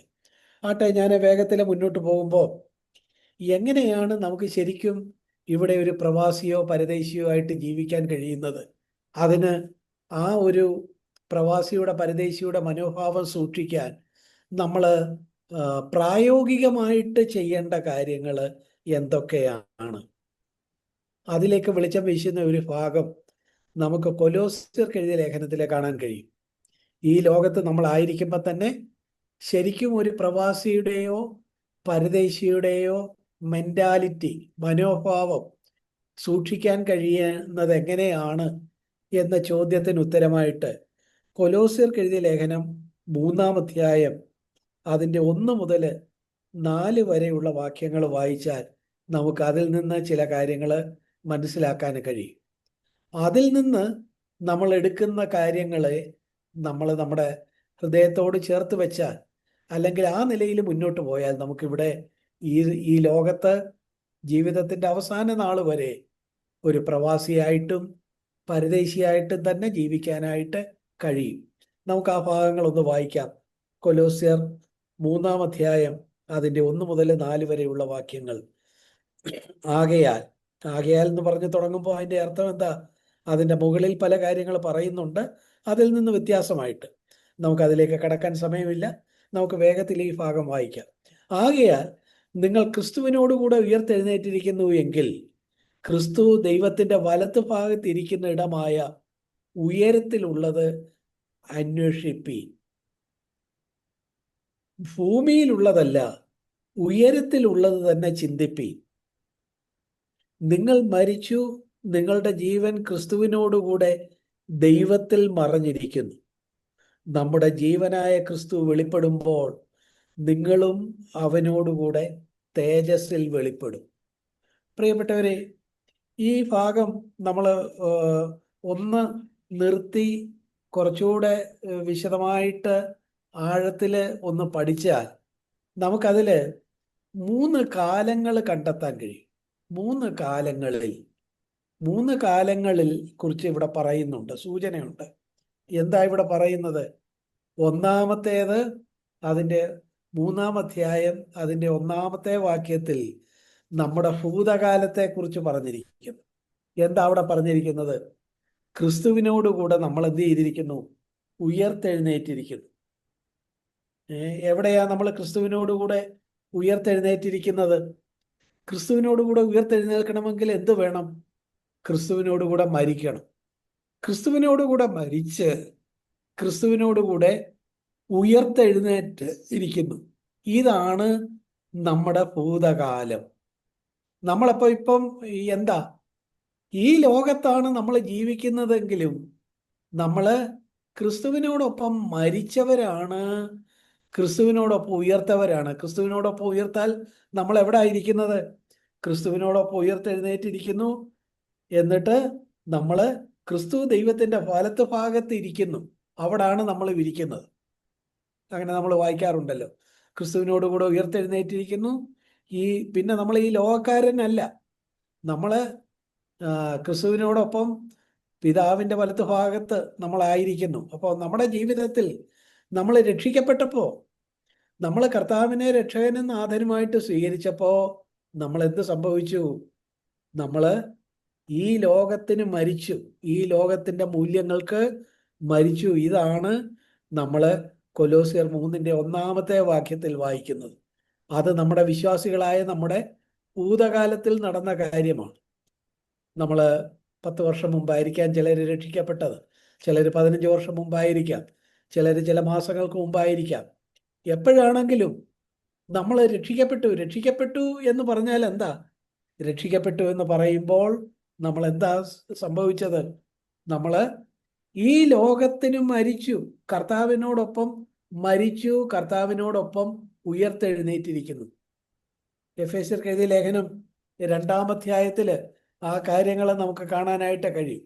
എഫേസ്യർക്ക് എഴുതിയ ലേഖനം 2-ാം അധ്യായം അതിൻ്റെ 1 മുതൽ 7 വരെയുള്ള വാക്യങ്ങൾ നമുക്ക് സമയച്ചുരുക്കം മൂലം വായിക്കുന്നില്ല. എങ്കിലും ആ ഭാഗം വായിക്കുമ്പോൾ നമുക്കറിയാൻ കഴിയും നമ്മൾ എന്താ. നമ്മൾ കർത്താവിനോടൊപ്പം നമ്മൾ മരിച്ച് ഈ ലോകത്തിനും അതിൻ്റെ കാലഗതിക്കും അതിനെല്ലാം നമ്മൾ ആ നിലയിൽ നമ്മൾ ഒരു കാലത്ത് അതിനോടൊക്കെ ഒപ്പമായിരുന്നു. പക്ഷേ നാം അതിനെല്ലാം മരിച്ച് കർത്താവിനോടൊപ്പം നമ്മൾ ഉയർത്തെഴുന്നേറ്റു. അതിൻ്റെ 7-ാമത്തെ വാക്യം നോക്കുക. എഫേസ്യർ 2:ന്റെ 7-ാമത്തെ വാക്യം. ക്രിസ്തു യേശുവിൽ അവനോടുകൂടെ ഉയർത്തെഴുന്നേൽപ്പിച്ച് നമ്മളെ സ്വർഗത്തിൽ ഇരുത്തുകയും ചെയ്തു. കൃപയാലല്ലോ നിങ്ങൾ വിശ്വാസം മൂലം രക്ഷിക്കപ്പെട്ടിരിക്കുന്നത്. അതിൻ്റെ 5-ാമത്തെ വാക്യം നോക്കുക. അതിക്രമങ്ങളാൽ മരിച്ചവരായിരുന്ന നമ്മെ ക്രിസ്തുവിനോടുകൂടെ ജീവിപ്പിക്കുകയും കൃപയാൽ അത്രേ നിങ്ങൾ രക്ഷിക്കപ്പെട്ടിരിക്കുന്നു. നമുക്ക് എത്ര നേരം വേണമെങ്കിലും വിശദമായിട്ട് ഈ കാര്യങ്ങൾ ചിന്തിക്കാം. പക്ഷേ സമയച്ചുരുക്കം മൂലം ഞാൻ അതിലേക്ക് കടക്കുന്നില്ല. നമുക്കറിയാവുന്ന കാര്യമാണ്. നമ്മളെന്താ? നമ്മൾ ഈ പാപത്തിന്, ഈ ലോകത്തിൻ്റെ മൂല്യങ്ങൾക്ക് മരിച്ചു. നമ്മൾ മരിച്ചു, അടക്കപ്പെട്ടു, ഉയർത്തെഴുന്നേറ്റു. ആ ഉയർപ്പിൻ്റെ ഒരു പ്രകടമായ ഒരു പരസ്യ സാക്ഷ്യമെന്നുള്ള നിലയിൽ നമ്മൾ സ്നാനപ്പെട്ടപ്പോൾ, വെള്ളത്തിൽ നിന്ന് നമ്മളെ ഉയർപ്പിച്ചപ്പോൾ എന്താ? കർത്താവിനോടുകൂടെ ഉയർത്തെഴുന്നേറ്റതിൻ്റെ ഒരു തെളിവ് പോലെയാണ്. അപ്പം നമ്മളിപ്പോൾ ഉയർത്തെഴുന്നേറ്റു, പക്ഷേ നമ്മളെ ഇരുത്തിയിരിക്കുന്ന സ്വർഗത്തിലാണ്. ഈ ലോകത്തോട് ബന്ധമില്ല. ഈ ലോകത്തിന് മരിച്ചു. കണ്ടോ? നമ്മുടെ ഭൂതകാലം ഇവിടെ കൊലോസ്യർ 3:1 നമ്മൾ നോക്കുമ്പോൾ നമ്മൾ ആ ഭൂതകാലത്തിൽ നമ്മൾ മരിച്ചു, അടക്കപ്പെട്ടു, ഉയർത്തെഴുന്നേറ്റു ക്രിസ്തുവിനോടുകൂടെ. ഇപ്പം നമ്മൾ എഫേസ്യർ 2:7 വായിച്ചതുപോലെ കർത്താവിനോടുകൂടെ ഉയർത്തെഴുന്നേറ്റ് സ്വർഗത്തിൽ ഇരുത്തപ്പെട്ട ഒരവസ്ഥയിലാണ് നമ്മൾ. അതുകൊണ്ട് തന്നെ ആ ഭാഗത്ത് നിന്ന് നമുക്ക് കാണാൻ കഴിയും നമ്മുടെ ഭൂതകാലം നമ്മളോട് പറയുന്നത് എന്താ? നമ്മൾ ഈ ലോകത്തിന് മരിച്ചവരാണ്, ഈ ലോകക്കാരല്ല. ഈ ലോകത്ത് നമ്മൾ ജീവിക്കുന്നുണ്ട്, പക്ഷെ ഇവിടെ പ്രവാസികളും പരദേശികളുമാണ്. അടുത്ത ഭാഗം നോക്കാം. അവിടെ ആ കൊലോസ്യർക്ക് എഴുതിയ ലേഖനത്തിൽ നമ്മൾ 1 മുതൽ 4 വരെയുള്ള വാക്യങ്ങൾ വായിച്ചപ്പോൾ അതിന് ഭൂതകാലത്തെക്കുറിച്ച് പറഞ്ഞു, ഭാവി കാലത്തെക്കുറിച്ച് പറയുന്നുണ്ട്. 3:ന്റെ 4-ാമത്തെ വാക്യം നോക്കുക. കൊലോസ്യർ 3:4. നമ്മുടെ ജീവനായ ക്രിസ്തു വെളിപ്പെടുമ്പോൾ നിങ്ങളും അവനോടുകൂടെ തേജസ്സിൽ വെളിപ്പെടും. എപ്പോഴാണ് നടക്കുന്നത്? ഭാവിയിലാണ് നടക്കുന്നത്. കർത്താവിൻ്റെ 2-ാം വരവിലാണ് നടക്കുന്ന കാര്യമാണ്. നമ്മൾ തേജസ്സിൽ വെളിപ്പെടും. അതാണ് നമ്മുടെ ഭാവി കാലം. ഭാവി കാലം ദൈവം അവിടുന്ന് വരുമ്പോൾ നമ്മൾ അവനോടൊപ്പം എന്നുമായിരിക്കും. അവൻ പ്രത്യക്ഷനാകുമ്പോൾ നാം അവനോട് സദൃശ്യന്മാരാകും. 1 യോഹന്നാൻ 3:2 നമുക്കറിയാം. അപ്പം നോക്കുക, ദൈവം നമ്മളെ ആ നിലയിൽ ഒരു ഭാവി പ്രത്യാശ തന്നിരിക്കുന്നു. ദൈവത്തോടൊപ്പം എന്നും നിത്യതയിലായിരിക്കും. അവിടെയും എന്തില്ല? അവിടെയും ഈ ലോകത്തോട് ബന്ധമില്ല. കണ്ടോ? നമ്മൾ പറഞ്ഞു വന്നത്, നമ്മുടെ ഭൂതകാലം നോക്കിയാൽ നമ്മൾ ലോകത്തോട് വേർപെട്ടു. അതുകൊണ്ട് ഭൂതകാലം അനുസരിച്ച് ഇന്ന് നമ്മൾ ഇവിടെ ജീവിക്കുന്നുണ്ടെങ്കിലും നമ്മൾ അന്യരും പരദേശികളുമാണ്. നമ്മുടെ ഭാവി കാലം സംബന്ധിച്ചോ? ഭാവി കാലം കൊലോസ്യർ 3:4 നമ്മൾ വായിക്കുന്നത്. നമ്മുടെ ജീവനായ ക്രിസ്തു വെളിപ്പെടുമ്പോൾ, വെളിപ്പെട്ടില്ല, ഭാവിയിൽ വെളിപ്പെടും. വെളിപ്പെടുമ്പോൾ നമ്മളും അവനോടുകൂടെ തേജസ്സിൽ വെളിപ്പെടും, നിത്യതയിലായിരിക്കും. ദൈവത്തോടൊപ്പം എന്നുമായിരിക്കും. ഈ ലോകത്തിൽ അന്നും നമുക്ക് എന്തില്ല, ഒരു ബന്ധവുമില്ല. അപ്പൊ നമ്മുടെ ഭൂതകാലത്തിൽ ഈ ലോകത്തിൽ നിന്ന് നമ്മളെ മാറ്റി, ഭാവി കാലത്തിൽ ഈ ലോകത്തോട് നമുക്ക് ബന്ധമില്ല. ഇന്ന് വർത്തമാനകാലത്തിലോ ആ കാര്യം നമുക്ക് നോക്കാം. അവിടെ വർത്തമാനകാലത്തെക്കുറിച്ച് പറഞ്ഞേക്കുന്ന ഒരു പ്രയോഗം 3-ന്റെ 3-ാമത്തെ വാക്യം, നിങ്ങളുടെ ജീവൻ, ഇന്ന് നിങ്ങളുടെ ജീവനുണ്ട്, നിങ്ങൾക്ക് ജീവനുണ്ട്, നിങ്ങൾ ഈ ഭൂമിയിലാണ് ജീവിക്കുന്നത്. കൊലോസ്യർ 3-ന്റെ 3. നിങ്ങൾ ഇവിടെ ജീവിക്കുന്നുണ്ട്. പക്ഷേ ഇവിടെ ജീവിക്കുമ്പോഴും എന്താ അവിടെ പറയുന്നത്? കൊലോസ്യർ 3-ന്റെ 3 എന്താ പറയുന്നത്? നിങ്ങളുടെ ജീവൻ ക്രിസ്തുവിനോടുകൂടെ ദൈവത്തിൽ മറഞ്ഞിരിക്കുന്നു. നമ്മളിവിടെ ജീവിക്കുന്നുണ്ട്, പക്ഷേ നമ്മള് ഈ ലോകത്ത് പോവുകയും ജോലി ചെയ്യുകയും ഇതിലെ സഞ്ചരിക്കുകയും ഒക്കെ ചെയ്യുന്നുണ്ട്. പക്ഷേ ഇവിടെ നമ്മുടെ ജീവൻ ക്രിസ്തുവിനോടുകൂടെ ദൈവത്തിൽ മറഞ്ഞിരിക്കുന്നു. അപ്പോഴേ ഈ വർത്തമാനകാലത്തിലും നമ്മൾ ഈ ലോകക്കാരല്ല, ഈ നാട്ടുകാരല്ല. പ്രിയപ്പെട്ടവരെ, കണ്ടോ? അതുകൊണ്ട് എന്താ ഇന്ന് നമ്മൾ ജീവിക്കുമ്പോൾ അവിടെ ചില കാര്യങ്ങളൂടെ പറയുന്നുണ്ട്. 3-ന്റെ 2, ഭൂമിയിലുള്ളതല്ല ഉയരത്തിലുള്ളത് തന്നെ ചിന്തിക്കണം. 3-ന്റെ 1-ാമത്തെ വാക്യത്തിന്റെ അവസാന ഭാഗം, ഉയരത്തിലുള്ളത് തന്നെ അന്വേഷിക്കണം. കണ്ടോ? അപ്പോൾ നമ്മൾ ഈ കൊലോസ്യർ 3-ാം അധ്യായത്തിലെ 4 വാക്യങ്ങളിൽ നിന്ന് നമുക്ക് കിട്ടുന്ന കാഴ്ചപ്പാട് എന്താ? നമ്മുടെ ഭൂതകാലത്തിൽ ദൈവം നമ്മളെ ഈ ലോകത്തിൽ നിന്നും മാറ്റിയിരിക്കുന്നു, ലോകക്കാരല്ല, ക്രിസ്തുവിനോടുകൂടെ സ്വർഗത്തിൽ ഇരുത്തപ്പെട്ട അവസ്ഥയാണ്. ഭാവി കാലത്തിൽ ക്രിസ്തുവിനോടുകൂടെ തേജസ്സിൽ വെളിപ്പെടും. അപ്പോഴും ലോകത്തിന് നമ്മുടെ മേൽ പിടിയൊന്നുമില്ല. ഇന്ന് വർത്തമാനകാലത്തിൽ നമ്മൾ ഈ ലോകത്ത് ജീവിക്കുന്നുണ്ട്. പക്ഷേ ഈ ലോകത്ത് ജീവിക്കുന്നുണ്ടെങ്കിലും നമ്മുടെ ജീവൻ ദൈവത്തിൽ മറഞ്ഞിരിക്കുകയാണ്. ഇതേ കാര്യം പറയുന്ന ഒരു പ്രസിദ്ധമായ വാക്യം ഗലാത്യർ 2-ന്റെ 20 ആണ്. ഗലാത്യർ 2-ന്റെ 20 നമുക്കറിയാമല്ലോ. ഞാൻ ക്രിസ്തുവിനോടുകൂടെ ക്രൂശിക്കപ്പെട്ടിരിക്കുന്നു. നമ്മുടെ ഭൂതകാലത്തെക്കുറിച്ച് പറയുക. നമ്മൾ ഈ ലോകത്തിന് ക്രൂശിക്കപ്പെട്ടിരിക്കുന്നു. ഇനി ജീവിക്കുന്നത് ഞാനല്ല, ക്രിസ്തു അത്രേ എന്നിൽ ജീവിക്കുന്നു. ഇപ്പോൾ ഞാൻ ജഡത്തിൽ ജീവിക്കുന്നതോ എന്നെ സ്നേഹിച്ച് എനിക്ക് വേണ്ടി തന്നെത്താൻ ഏൽപ്പിച്ചു കൊടുത്ത ദൈവപുത്രങ്കലുള്ള വിശ്വാസത്താൽ അത്രേ ജീവിക്കുന്നത്. കണ്ടോ? ഗലാത്യർ 2-ന്റെ 20 പറയുന്നത് നമ്മുടെ ഭൂതകാലത്തിൽ നമ്മൾ ഈ ലോകത്തിന്റെ മൂല്യങ്ങൾക്കും ക്രൂശിക്കപ്പെട്ടു. ഇന്ന് നമ്മൾ ഈ ലോകത്ത് ജീവിക്കുന്നുണ്ട്.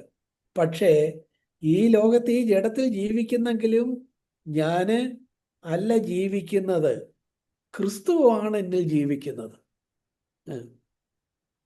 അപ്പൊ എന്താ ഇതെന്നെല്ലാം നമുക്ക് വ്യക്തമാകുന്നത്? എന്താ?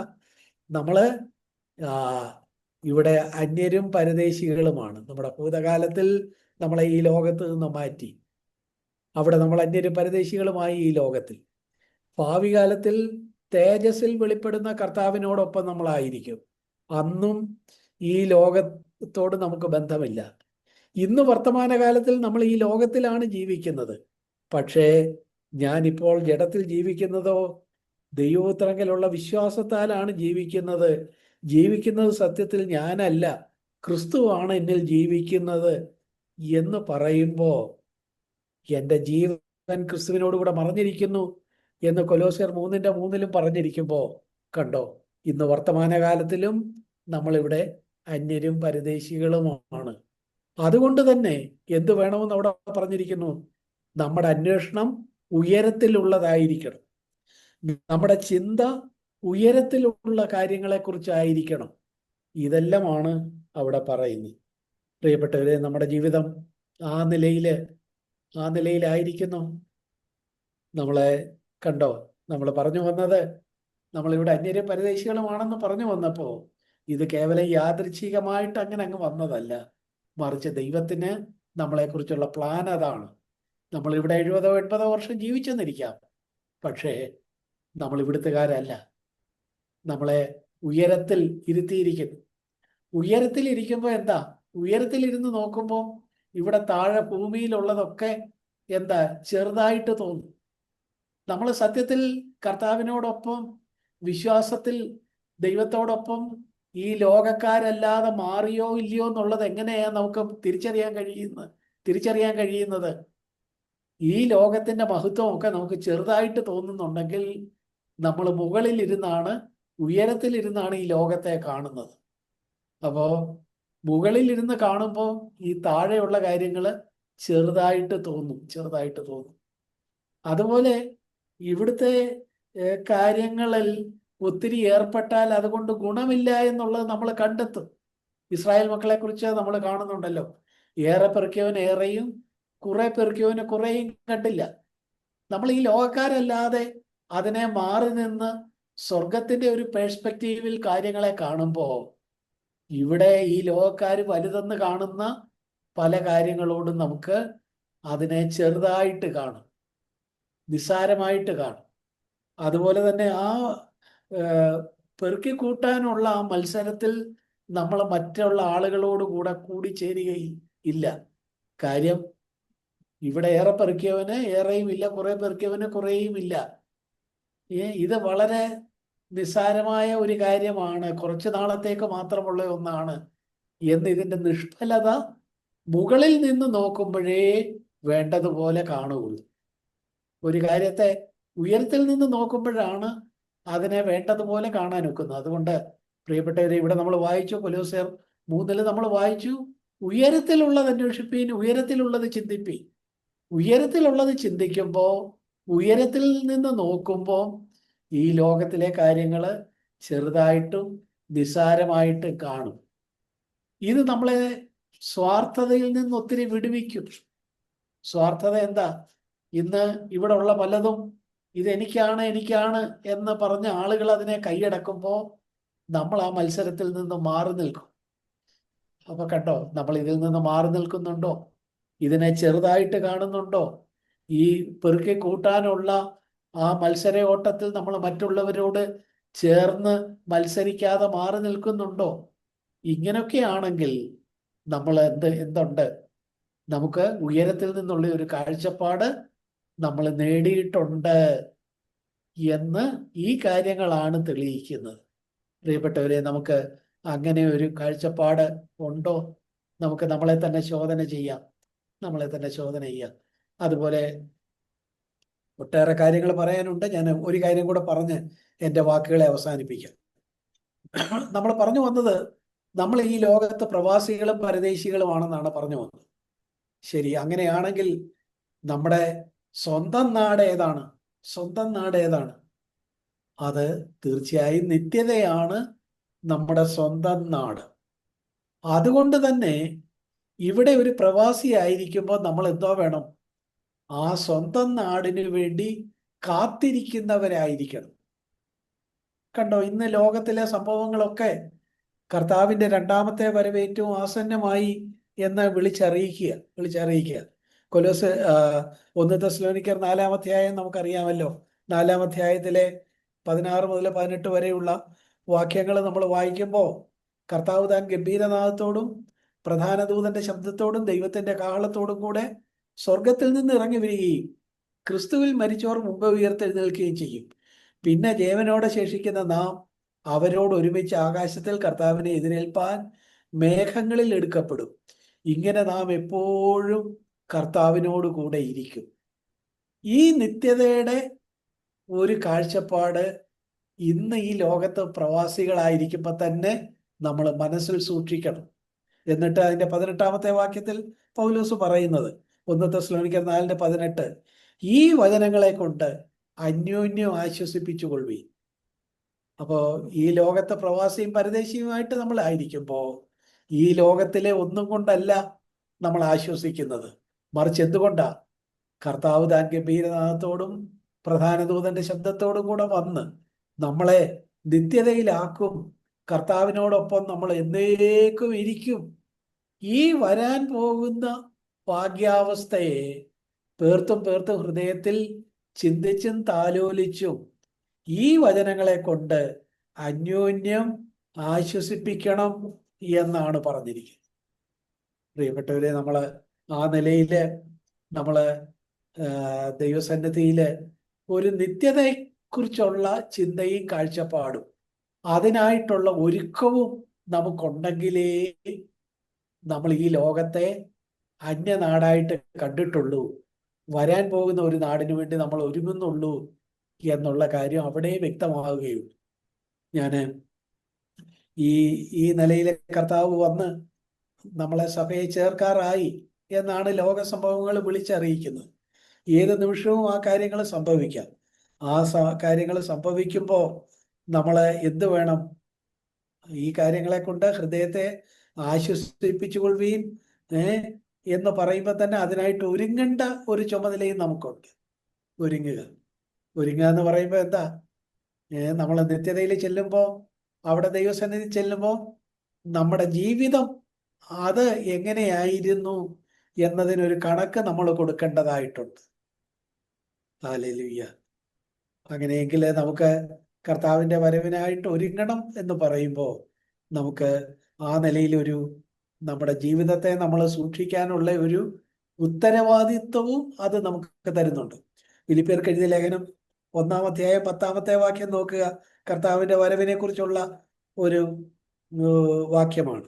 നിങ്ങൾ ക്രിസ്തുവിന്റെ നാളിലേക്ക് നിർമ്മലന്മാരും ഇടർച്ചയില്ലാത്തവരുമായിരിക്കണം. നമ്മളെന്ത് വേണം? ഈ ക്രിസ്തുവിന്റെ നാള്, കർത്താവിന്റെ 2-ാം വരവ്, നമ്മളിവിടെ പ്രവാസികളാണെങ്കിൽ കർത്താവിന്റെ 2-ാം വരവിന് വേണ്ടി എപ്പോഴും ഒരുങ്ങുന്നവരായിരിക്കും എന്ന് പറഞ്ഞു. അങ്ങനെ ഒരുങ്ങി നിൽക്കുമ്പോൾ നമ്മൾ എന്തായിരിക്കണം? നമ്മള് നിർമ്മലന്മാര്, നമ്മിൽ തന്നെ പ്യുവർ ആയിരിക്കണം, സിൻസിയർ ആയിരിക്കണം. അതുപോലെ ഇടർച്ചയില്ലാത്തവര്, ലോകത്തോടുള്ള ബന്ധത്തിൽ നമ്മൾ ബ്ലെയിംലെസ്, അവർക്ക് നമ്മളെക്കുറിച്ചൊരു ആരോപണം പറയാൻ ഇടയാകാതായിരിക്കണം. ഇപ്പൊ 2 മേഖലകളാണ്. ഒന്ന്, നമ്മിൽ തന്നെ നമ്മൾ പ്യുവർ ആയിരിക്കണം, സിൻസിയർ ആയിരിക്കണം. സിൻസിയർ എന്ന പ്രയോഗത്തെ കുറിച്ച് ഞാനൊരു കഥ കേട്ടിട്ടുണ്ട്. സിൻസിയർ എന്ന പ്രയോഗം ഇംഗ്ലീഷിലെ ഗ്രീക്കിൽ നിന്നാണ് സിൻസിയർ എന്ന വാക്ക് വന്നിട്ടുള്ളത്, അവർ സ്വീകരിച്ചിട്ടുള്ളത് എന്നാണ് കേട്ടിട്ടുള്ളത്. അത് 2 വാക്കുകൾ ചേർന്നാണ് അത്ര സിൻസിയർ വന്നിട്ടുള്ളത്. എന്ന് വെച്ചാൽ നിർമ്മലന്മാർ, ഒരു കുറ്റവും പറയാനില്ലാത്തവർ, അവരുടെ ഉള്ളിൽ തന്നെ നോക്കിയാൽ ഒരു തെറ്റും പറയാനില്ലാത്തവർ, നിർമ്മലന്മാർ, സിൻസിയർ. സിനിസെറ എന്ന 2 വാക്കുകൾ ചേർന്നാണ് സിൻസിയർ എന്ന വാക്കുണ്ടായിട്ടുള്ളത്. സിനിസെറ എന്ന് പറഞ്ഞാൽ എന്താ? ഗ്രീക്കിൽ അതിനെക്കുറിച്ച് പറയുന്നത്, സിനിസെറ എന്ന് പറഞ്ഞാൽ മെഴുക ഇല്ല എന്നാണ്. സിനി എന്ന് പറഞ്ഞാൽ നോ, സെറ എന്ന് പറഞ്ഞാൽ വാക്സ്, നോ വാക്സ്, മെഴുകില്ല. മെഴുകില്ല എന്ന് പറയുന്നതാണ് സിൻസിയർ. അതിൽ നിന്നാണ് പോലും സിനിസെറ, സിൻസിയർ എന്ന വാക്കുണ്ടായത്. ഇതിന് കാരണമായിട്ട് അന്നത്തെ കാലത്ത് ഗ്രീക്കിൽ ഉണ്ടായിരുന്ന ഒരു കാര്യത്തെക്കുറിച്ച് പറയാറുണ്ട്. അതാണ് ഞാൻ കഥയെന്ന് പറഞ്ഞത്. അവിടെ ആളുകൾ എന്തുണ്ടാക്കും? ആളുകൾ പാത്രങ്ങൾ ഉണ്ടാക്കും. പാത്രങ്ങൾ ഉണ്ടാക്കുമ്പോൾ ആ പാത്രങ്ങൾ ആ നിലയിൽ അവർ വാർത്തുണ്ടാക്കി കഴിയുമ്പോൾ ചില തട്ടാന്മാർ അത്ര എക്സ്പേർട്ട് അല്ലെങ്കിൽ അതിൻ്റെ അകത്ത് അവർ എടുത്തു നോക്കുമ്പം ആ പാത്രത്തില് ചെറിയ ചില സുഷിരങ്ങളോ കിഴുത്തകളോ ഉണ്ടെന്ന് വരും. പക്ഷെ സുഷിരമോ ഉള്ള ഒരു പാത്രം ആരെങ്കിലും വാങ്ങുമോ? ആരും വാങ്ങുകയില്ല. അതുകൊണ്ട് ഈ തട്ടാന്മാർ ഒരു വിദ്യ ചെയ്യും. ഇവര് വാർത്തുണ്ടാക്കി, ഈ പാത്രം വാർത്തുണ്ടാക്കി ഇതെങ്ങനെയും വിൽക്കണമല്ലോ. ഇതിന്റെ സുഷിരങ്ങൾ ആളുകൾ കണ്ടാൽ അത് വാങ്ങുകയില്ല. അതുകൊണ്ട് സുഷിരങ്ങൾ അടയ്ക്കാൻ വേണ്ടി അവരൊരു കാര്യം ചെയ്യും, അവരതേലെ മെഴുക് പുരട്ടും. മെഴുക് നന്നായിട്ട് പുരട്ടുമ്പോൾ ഈ ചെറിയ സുഷിരങ്ങളെല്ലാം അടഞ്ഞു പോകും. അപ്പൊ പാത്രം വാങ്ങാൻ വന്ന ആള് ഈ മെഴുക് പുരട്ടിയ പാത്രവും അത് നല്ല പാത്രമാണെന്ന് വിചാരിച്ച് വാങ്ങിച്ചുകൊണ്ട് പോകും. ഇങ്ങനെ പല ആളുകൾ കബളിപ്പിക്കപ്പെട്ടപ്പോ ആളുകൾ പിന്നീട് ഇവിടെ പാത്രം വാങ്ങാൻ വരുമ്പോൾ എന്തോ ചെയ്യും? അവര് ആ പാത്രം സൂര്യപ്രകാശത്തിലോ തീയുടെ പ്രകാശത്തിലോ പിടിച്ച് ചില നേരം പിടിച്ചുകൊണ്ട് നിൽക്കുമ്പോൾ എന്താ? പിടിച്ചുകൊണ്ട് നിൽക്കുമ്പോൾ അതിൻ്റെ അകത്ത് മെഴുക് പുരട്ടിയിട്ടുണ്ടെങ്കിൽ ആ മെഴുക് ഉരുകി ആ സുഷിരങ്ങൾ കാണും. സുഷിരങ്ങൾ കണ്ടാൽ അവർ ആ പാത്രം ഉപേക്ഷിച്ചു പോകും. അതേസമയം അവരെ കുറച്ചു നേരം ആ തീയുടെ അവിടെ പിടിച്ചിട്ടും അത് ആ നിലയിൽ സുഷിരങ്ങൾ രൂപപ്പെട്ടില്ലെങ്കിൽ അവരെന്തോ പറയും? സിനീസെറ എന്ന് പറയും. എന്ന് വെച്ചാൽ നോ വാക്സ്, പാത്രം നല്ലതാണ്, സുഷിരങ്ങളില്ലാത്തതാണ്, നമുക്ക് വാങ്ങാം എന്ന് പറയും. അങ്ങനെയാണ് നോ വാക്സ് എന്ന് പറയുന്ന സിനീസെറ എന്ന പ്രയോഗം ഉണ്ടായതും അതിൽ നിന്നാണ് ഇംഗ്ലീഷിലെ സിൻസിയർ എന്ന വാക്കുണ്ടായതും എന്നുമാണ് കഥ.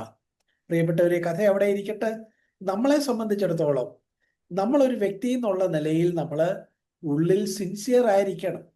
നമ്മൾ അതിൻ്റെ അകത്ത് കാപട്യങ്ങൾ ഉണ്ടാകരുത്. നമുക്ക് തീർച്ചയായിട്ടും ആ നിലയിൽ ജീവിപ്പാൻ കർത്താവിൻ്റെ വലിയ കൃപയുണ്ടായാലേ പറ്റുള്ളൂ. പരിശുദ്ധാത്മാവിൻ്റെ വലിയ ശക്തി ഉണ്ടായാലേ പറ്റുള്ളൂ. നമ്മളെക്കുറിച്ച് ദൈവം ആഗ്രഹിക്കുന്നത് എന്താ? ക്രിസ്തുവിൻ്റെ നാളിലേക്ക് നിങ്ങൾ സിൻസിയർ ആയിരിക്കണം, നിർമ്മലന്മാരായിരിക്കണം. അതുപോലെ തന്നെ ഇടർച്ചയില്ലാത്തവരും ബ്ലെയിംലെസ്സും ആയിരിക്കണം. നമ്മൾ പറഞ്ഞു വന്ന ചിന്തകളെ നമുക്ക് ഇങ്ങനെ ക്രോഡീകരിക്കാം. പ്രിയപ്പെട്ടവരെ, നമ്മൾ എന്താ പറഞ്ഞു വന്നത്? അപ്പോസ്തലനായ പത്രോസ് പറഞ്ഞു വന്നു. 1 പത്രോസ് 2:11 നമ്മൾ കണ്ടു, നമ്മൾ പ്രവാസികളും പരദേശികളുമാണെന്ന് കണ്ടു. നമ്മൾ ശരിക്കും പ്രവാസികളും പരദേശികളുമായിട്ട് നിൽക്കുന്നുണ്ടോ? അബ്രഹാം, മോശ തുടങ്ങിയ പഴയ നിയമഭക്തന്മാർ പോലും ദൈവം ആഗ്രഹിച്ചത് അവരെ ഈ ലോകക്കാരായിരിക്കരുത് എന്നാണ്. അതുകൊണ്ട് തന്നെ അവർ ഈ ലോകത്ത് അന്യരും പരദേശികളുമായിരുന്നു. കർത്താവിൻ്റെ അടുത്ത് പിശാച് കൊണ്ടുവന്ന പരീക്ഷകൾ അവനെ ഈ ലോകത്തോട് തളച്ചു നിർത്താനായിരുന്നു. കർത്താവ് അതിൽ വിജയിച്ചു. നമ്മൾ ഈ പരീക്ഷയിൽ ഇന്ന് വിജയിച്ച് നമ്മൾ ദൈവത്തോട് ചേർന്ന് നിൽക്കുന്ന, ദൈവീക മൂല്യങ്ങളോട് ചേർന്ന് നിൽക്കുന്നവരാകുന്നുണ്ടോ? കൊലോസ്യർ 3-ാം അധ്യായത്തിൽ നിന്ന് ആദ്യത്തെ 4 വാക്യങ്ങൾ നമ്മൾ വായിച്ചു. നമ്മുടെ ഭൂതകാലത്തിൽ നമ്മൾ ഈ ലോകത്ത് അന്യരും പരദേശികളുമാക്കി കർത്താവ് നമ്മളെ മാറ്റി. ഭാവിയിലെ കർത്താവ് വെളിപ്പെടുമ്പോൾ നമ്മൾ ഈ ലോകക്കാരല്ലാതെ നിത്യതയിലെ കർത്താവിനോടൊപ്പമായിരിക്കും. ഇന്ന് വർത്തമാനകാലത്തിൽ നമ്മൾ എന്താ? ഈ ലോകത്തോട് വേർപെട്ട് കർത്താവിൽ മറയപ്പെട്ടവരായിട്ട് ഈ ലോകത്ത് ജീവിക്കുന്നെങ്കിലും ഈ ലോകക്കാരല്ലാതെ ജീവിക്കണം. ഉയരത്തിലുള്ളത് അന്വേഷിക്കുകയും ഉയരത്തിലുള്ളത് ചിന്തിക്കുകയും വേണം. അതുപോലെ തന്നെ കർത്താവിൻ്റെ വരവാസന്നമായി കർത്താവിൻ്റെ വരവിനായിട്ട് ഒരുങ്ങുന്നവരുമായിരിക്കണം. കാര്യം നമ്മളിവിടെ പ്രവാസികളും പരദേശികളുമാണ്. നമുക്കൊരു നിത്യനാടുണ്ട്. ആ നിത്യനാടിന് വേണ്ടി നമ്മൾ എങ്ങനെയാ ഒരുങ്ങേണ്ടത്? സിൻസിയർ ആയിരിക്കണം, ബ്ലെയിംലെസ് ആയിരിക്കണം. നമ്മൾ മെഴുക് ഇല്ലാത്തവരായിട്ട്, ആ നിലയിലെ ഒരു അഭ്യാസങ്ങളും അടവുകളും ഒന്നും ഇല്ലാത്തവരായിട്ട്, സിൻസിയറായിട്ട്, പ്യുവറായിട്ട് നമ്മൾ ദൈവസന്നിധിയിലായിരിക്കണം. ദൈവം ഇതെല്ലാമാണ് നമ്മളെക്കുറിച്ച് ആഗ്രഹിക്കുന്നത്. ഈ അന്ത്യകാലത്ത് നമുക്ക് നമ്മളെ തന്നെ ആ നിലയിൽ കർത്താവിൻ്റെ വരവിനായിട്ട് ഒരുക്കാം. ഈ ലോകത്ത് നമുക്ക് മുന്നിലുള്ള നാളുകളിൽ ഈ ലോകത്ത് പ്രവാസികളും പരദേശികളുമായി തന്നെ നമുക്കായിരിക്കാം. നമുക്ക് ദൈവസന്നിധിയിൽ ഈ വചനങ്ങളാൽ ദൈവം നമ്മെ അനുഗ്രഹിക്കട്ടെ എന്ന് പ്രാർത്ഥിച്ചുകൊണ്ട് ഞാൻ എൻ്റെ കടമയിൽ നിന്ന് പിന്തിരിയുന്നു. ദൈവം എല്ലാവരെയും അനുഗ്രഹിക്കട്ടെ. ഈ വഴിയിൽ മുന്നോട്ട് പോകാൻ ദൈവം വലിയ കൃപ, പരിശുദ്ധാത്മാവിൻ്റെ വലിയ സഹായം വരും ദിവസങ്ങളിൽ ദൈവം നമുക്കെല്ലാവർക്കും നൽകട്ടെ എന്ന് പ്രാർത്ഥിക്കുന്നു. ദൈവം ഈ വചനങ്ങളാൽ നമ്മളെ അനുഗ്രഹിക്കുമാറാകട്ടെ. ആമേൻ.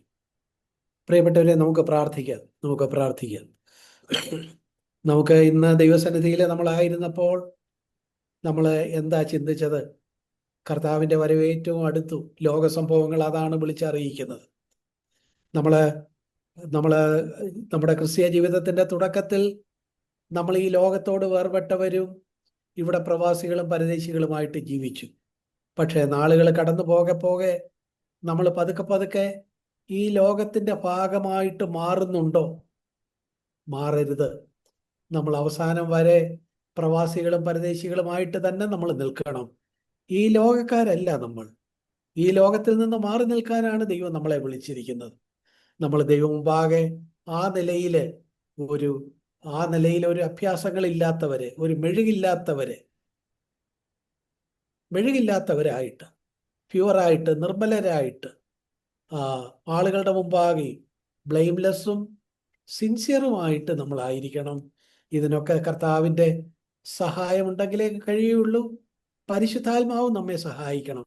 നമുക്ക് ദൈവസന്നിധിയിൽ നമ്മളെ തന്നെ സമർപ്പിക്കുകയും ദൈവത്തിന്റെ മുഖത്തേക്ക് നോക്കുകയും ചെയ്യാം. നമുക്ക് ഒന്നിച്ച് പ്രാർത്ഥിക്കാം. Hallelujah, hallelujah, hallelujah. ഞങ്ങളെ അതിവാത്സല്യമായിട്ട് സ്നേഹിക്കുന്ന ഞങ്ങളുടെ സ്വർഗീയ പിതാവേ, ഞങ്ങൾ ചിന്തിച്ചതുപോലെ കർത്താവെ അവിടുത്തെ വരവേറ്റവും ആസന്നമായി എന്നീ ലോക സംഭവങ്ങൾ വിളിച്ചറിയിക്കുമ്പോൾ കർത്താവെ അതിനായിട്ട് ഒരുങ്ങി. ദൈവമേ, ഞങ്ങൾ ഈ ലോകക്കാരല്ല കർത്താവെ, നിത്യതയ്ക്ക് വേണ്ടി വിളിക്കപ്പെട്ടവരാണ്. ഞങ്ങളുടെ നാട് അതാണ്, ഞങ്ങൾ ഈ നാട്ടുകാരല്ല എന്നൊരു മനോഭാവത്തില് കർത്താവെ ഇവിടെ ജീവിപ്പാൻ ഞങ്ങളെ ഒരു പ്രാവശ്യം കൂടെ സമർപ്പിക്കുന്നു. അവിടുന്ന് ഞങ്ങളുടെ ഹൃദയത്തിന്റെ ആഴത്തില് ഈ ബോധ്യങ്ങളെ എഴുതണേ കർത്താവെ. ഇവിടെ കർത്താവെ ഏറ്റവും നിർമ്മലന്മാരായിട്ടും ആ നിലയിൽ കർത്താവെ സിൻസിയറായിട്ടും ഒക്കെ ജീവിപ്പാൻ കർത്താവെ ഞങ്ങളെ സഹായിക്കണം. ഞങ്ങളെ സഭയായിട്ട് ആ നിലയിൽ അവിടുന്ന് ഇത്രത്തോളം കൊണ്ടുവന്നു, തുടർന്നും സഭയായിട്ട് ഞങ്ങളെ ആ നിലയിൽ മുന്നോട്ട് നടത്തണേ. ഞങ്ങളുടെ സഹോദരന്മാർക്ക് വേണ്ടി പ്രാർത്ഥിക്കുന്നു, സഹോദരിമാർക്ക് വേണ്ടി പ്രാർത്ഥിക്കുന്നു, കുഞ്ഞുങ്ങളെയും ചെറുപ്പക്കാരെയും ഓർത്ത് പ്രാർത്ഥിക്കുന്നു. കർത്താവെ, അവിടുത്തെ വരവ് താമസിച്ചാൽ ഈ കുഞ്ഞുങ്ങളും ചെറുപ്പക്കാരും ഈ ലോകത്ത് ഇനി പല നാളുകളും ജീവിക്കേണ്ടതായിട്ടുണ്ട്. കർത്താവെ, ഈ ലോകത്ത് ജീവിച്ചാലും ഈ ലോകത്തിന്റെ ഭാഗമായി ജീവിക്കാതെ, ഈ കാലഘട്ടത്തിന്റെ ഭാഗമായിട്ട് ജീവിക്കാതെ കർത്താവെ, ഇവിടെ അന്യരും പരദേശികളും എന്നുള്ള നിലയിൽ ജീവിപ്പാൻ കുഞ്ഞുങ്ങൾക്ക് ഇപ്പോഴേ അവരുടെ ഹൃദയത്തിൽ ആ നിലയിൽ ഈ കാര്യങ്ങളാൽ പിടിക്കപ്പെടുവാൻ ഇടയാക്കണേ എന്ന് പ്രാർത്ഥിക്കുന്നു. പരിശുദ്ധാത്മാവിന്റെ വലിയ സഹായത്തിനായിട്ട് ഞങ്ങൾ പ്രാർത്ഥിക്കുന്നു. ഞങ്ങൾക്കൊന്നിച്ചു തന്ന മനോഹരമായ സമയത്തിനായിട്ട് സ്തോത്രം. ദൈവമേ, അവിടെയുള്ള ഗൾഫിലുള്ള സഭകളെ എല്ലാം ഓർത്ത് പ്രാർത്ഥിക്കുന്നു. ഈ പ്രിയ സഭയ്ക്കായിട്ടും സ്തോത്രം. ഓരോരുത്തരെയും അവിടുന്ന് സഹായിച്ചാട്ട് കേട്ട വചനങ്ങൾ പിന്നെയും അയവിറക്കുവാനും ഞങ്ങൾ കർത്താവെ ഞങ്ങളുടെ ഹൃദയത്തോട് ചേർത്ത് വെക്കുവാനും ഞങ്ങൾക്ക് എല്ലാവർക്കും അവിടുന്ന് കൃപ തന്നാട്ട്. പ്രാർത്ഥന കേട്ടതിനായിട്ട് സ്തോത്രം. യേശു ക്രിസ്തുവിന്റെ വിലയേറിയ നാമത്തിൽ തന്നെ. ആമേൻ, ആമേൻ, ആമേൻ.